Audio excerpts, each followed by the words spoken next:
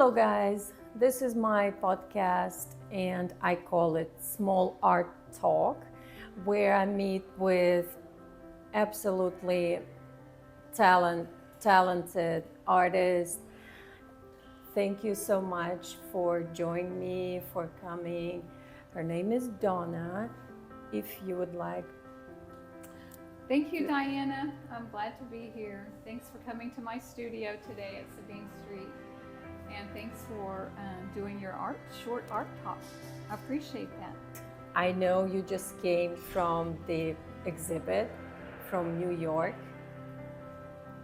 Yes, it was. Share? Yes, it was so exciting. It was the Clio Art Fair, and it was May 1st through the 4th in Chelsea, New York, which is the art district of New York. So it was very exciting. The opening night, we had so many people. It was a ticketed event.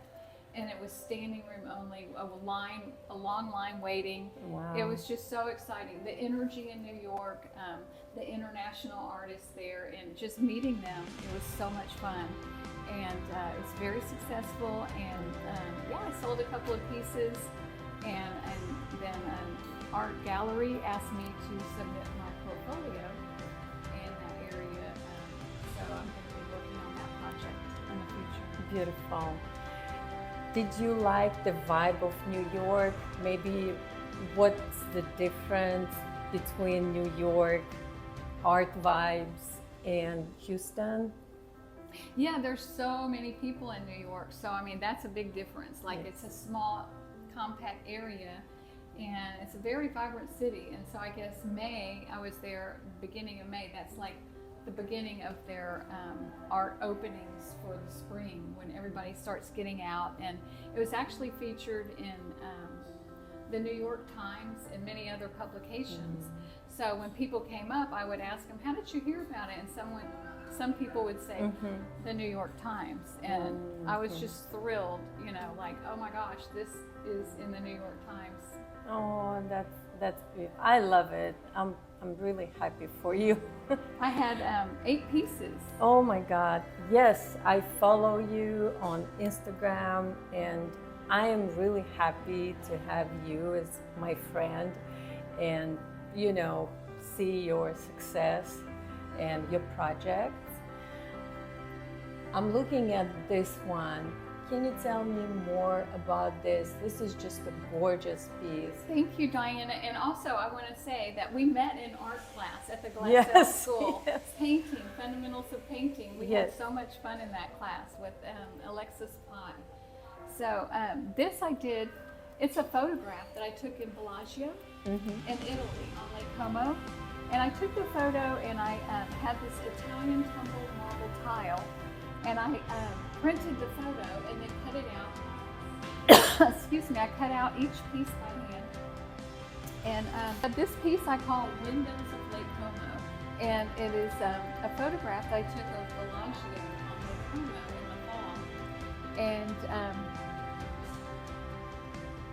I printed the image and then cut out each piece and placed the 4x4 inch Italian tumbled marble onto the birchwood, and I had the birchwood cut specifically for this antique frame.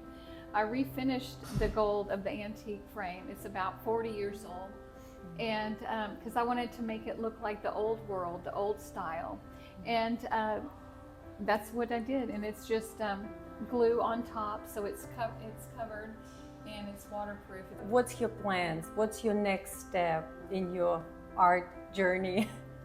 Oh, well, that's a good question. I'm considering being in an art gallery in New York and Chelsea. Right now I have 3 exhibits here in the Sawyer Yards Artist Complex, which is the largest artist complex in the United States. Yes. I love being here. It's exciting. And this is my studio at Sabine Street. Right now we have an exhibit called Thoughtful Indulgence. So I have 4 pieces in that exhibit. And it's based on the Pantone color of the year. That's why I'm wearing this brown today. Beautiful. Mocha Mousse. Yes, yes. So I have some pieces that are painting, acrylic paint on canvas and framed. And then I have some photographs, and then I have mixed media with resin in the exhibit.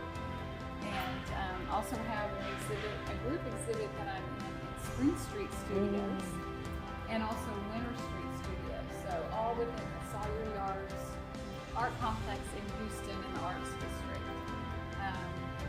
So at Winter Street tonight, there's going to be this big collaborative artist art opening reception. And I collaborated with 4 different artists.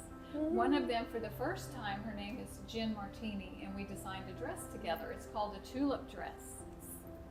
Beautiful. And it's using my photography from the Rienzi Museum, Museum of Fine Arts, the Rienzi, when the tulips were blooming during the azalea trails.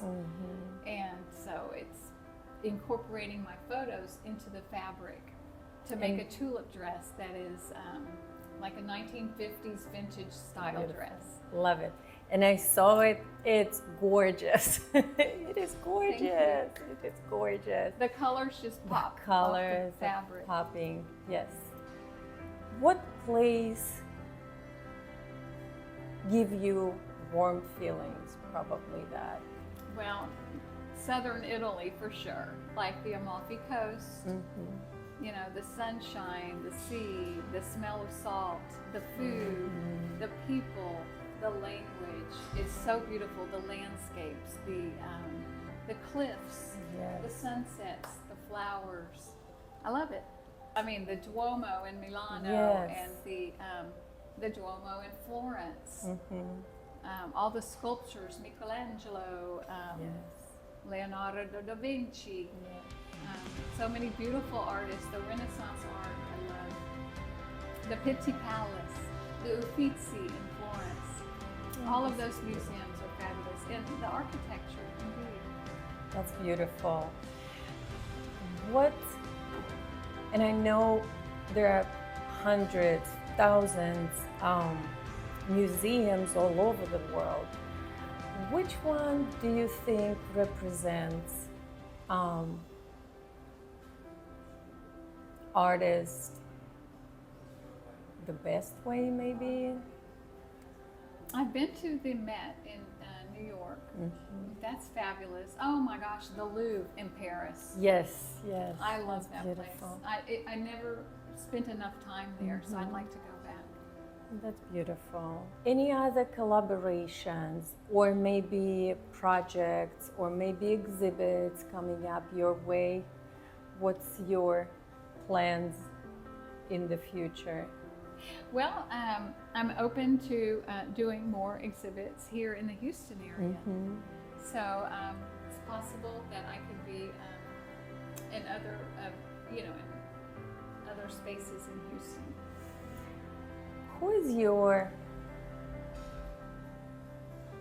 favorite artist, or maybe art pieces that catches you? I really love Van Gogh. Van I know Gogh. that's a classic, but I love The Starry Night. Yes, I love Van Gogh. And the Museum of Fine Arts Houston had an exhibit. I think that was 2018. No, 19. Right before COVID. Yes, and they had a lot of people who came from all over United States. And I saw that exhibit. That was so good. Yes. And then it was very interactive. It had like a place where you could take photos as if you're in the picture. Yes. In the sunflower fields. Yes. And you can walk into his room actually with the bed, and you can see the place where he was creating and working from the early morning all the way till nighttime. It was such a tiny room. Yes. May I ask you, what is your routine? Oh, I come to my studio for sure, and I get in my zone to make art. I love being here at Sabine Street Studios because I'm surrounded by creative people. Yes. And actually, I bounce ideas off of them, and it inspires me to be a better artist and to have an open mind and create new pieces. So yeah, just basically working in my studio here, like the piece, the Mocha Memories at Backstreet Cafe. I just finished it. It took me about 6 weeks. I was painting, and I asked my fellow artists here at Sabine for some of their feedback and critique and their opinions, and it really helped me get the piece finished. Beautiful. And I saw the piece, and it's just gorgeous. Did you have a painting or art piece that you don't want to sell? You want to just keep it to yourself? Do you have one? Yes. I'm not going to show it to you. I was hoping. I was hoping. If I'm not going to sell it, it's not going to be in my art studio. Yes, yes. So it's at here. home. Oh. I'm keeping it there. That's beautiful. I love it. It's the emotional, and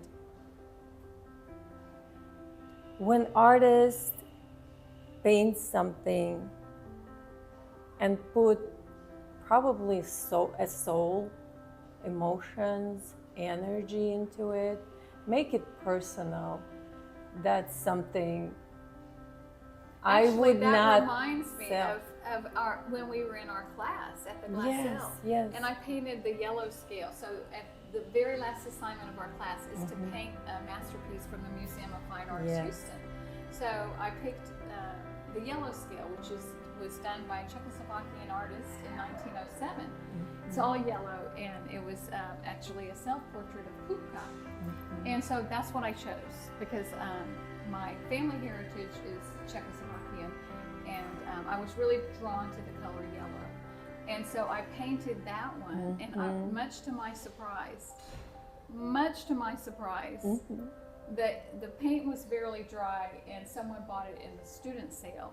And I really miss it. I don't know who bought it.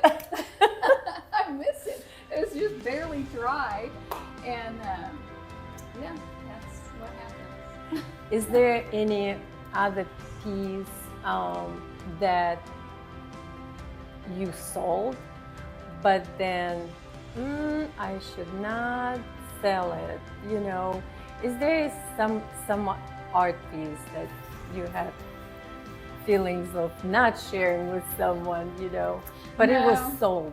No, not really, because if I feel like I don't want to let it go, I leave it at home. I don't even bring it here in my studio, because things sell in my studio that I would not expect to sell. Some of my watercolors, and I'm sometimes shocked at different things that people are drawn to. So we all have different tastes in art.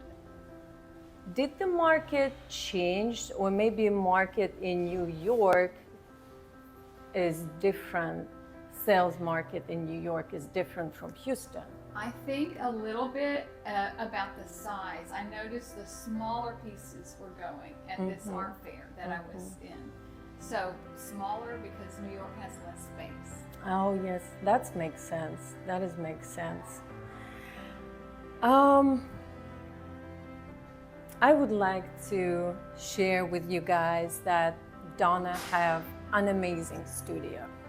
She has a beautiful light, natural light, and her pieces, you can just walk into your studio and everything is, I don't know, you just feel history and stories behind the history, you know, places that you share, and different medias that you use, and mixed medias. I love it. Thank you, love Diana. it. I Thank you love so it. much. I love it. Well, thank you so much. Thank you. It was such a pleasure, and well, I it's was an honor honored. to know you. I'm so glad we became friends. Absolutely. From our painting class. Yes, absolutely. Well, have a great day. Thank you. Wish you sales, more fans, more collectors, and just your art should be blooming, and it will. I believe in that. Thank you, and happy Sincerely. Mother's Day. Happy Mother's Day. Happy Mother's Day, everyone.